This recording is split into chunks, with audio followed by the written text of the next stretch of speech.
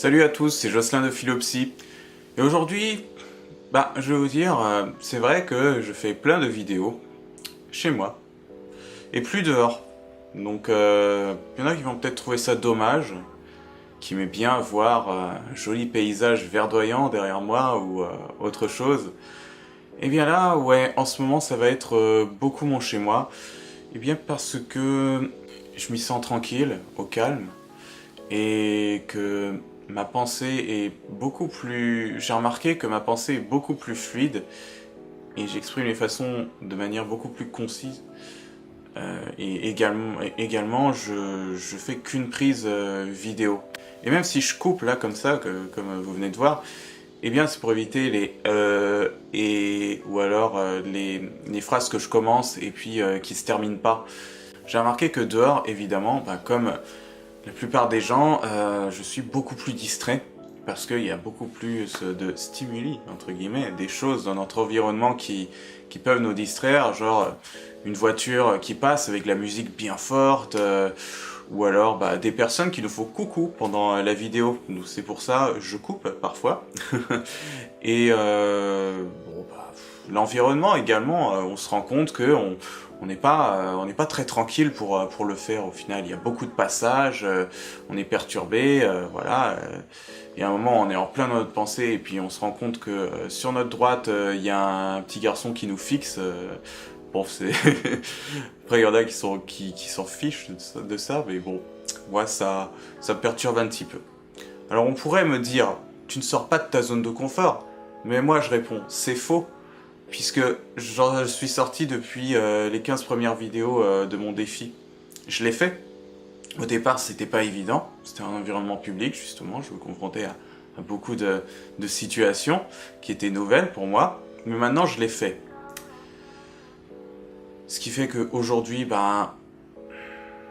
je me dis, j'ai envie de revenir à un côté plus calme. Je suis beaucoup plus efficace par la façon avec laquelle je tourne mes vidéos ici, chez moi. Et puis pour vous, c'est plus agréable également. Il n'y a pas de bruit, j'exprime ma pensée de façon plus concise, je me sens plus libre, c'est vraiment plus confortable. Alors bien sûr, je dis pas que je referai plus jamais de vidéos dehors, j'en referai d'autres parce que moi aussi ça me manque quelque part. Je trouve que c'est innovant de faire ça en pleine nature ou dans un autre environnement un peu surprenant. Mais là, je reste tranquillement chez moi. Le message de cette vidéo en fait, c'est que vous pouvez rester dans votre zone de confort, mais si vous y êtes seulement, si vous en êtes seulement sorti à plusieurs reprises déjà, et que vous savez que vous pouvez désormais en sortir.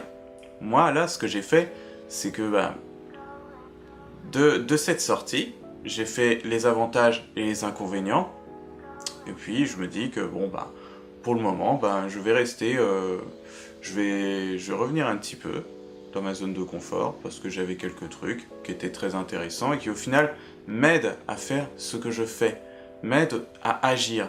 Ce n'est plus vraiment une zone de confort en fait, puisque j'agis. Je suis dans l'action. Être dans sa zone de confort, c'est rester dans la passivité. En fait, ce que je veux dire par là, c'est que il faut y aller au feeling. C'est vrai que certaines personnes peuvent revenir dans leur zone de confort, comme si elles reprenaient une vieille habitude, une mauvaise habitude.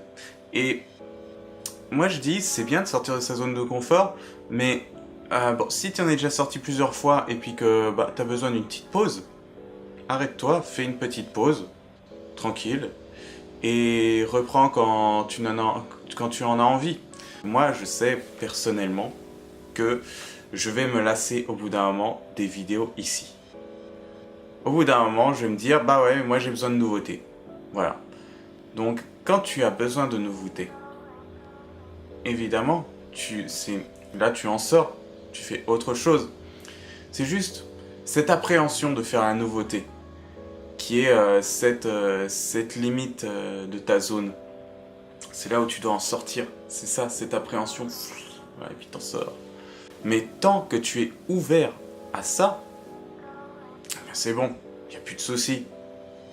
Quelqu'un qui reste bloqué dans sa zone de confort, c'est quelqu'un qui s'arrête à l'appréhension, qui se bute à ça, puis qui se dit « Ah, c'est non, tant pis, tant pis. » Non. Je vous remercie d'avoir suivi cette vidéo. Comme d'habitude, vous pouvez laisser votre commentaire pour me dire si vous faites la même chose, ou alors si vous êtes d'accord avec ça, débattre sur ce qu'est la zone de confort, et me rejoindre sur la page Facebook, sur la chaîne YouTube, ainsi que sur le blog recueil-philopsie.com. Je vous remercie et à bientôt.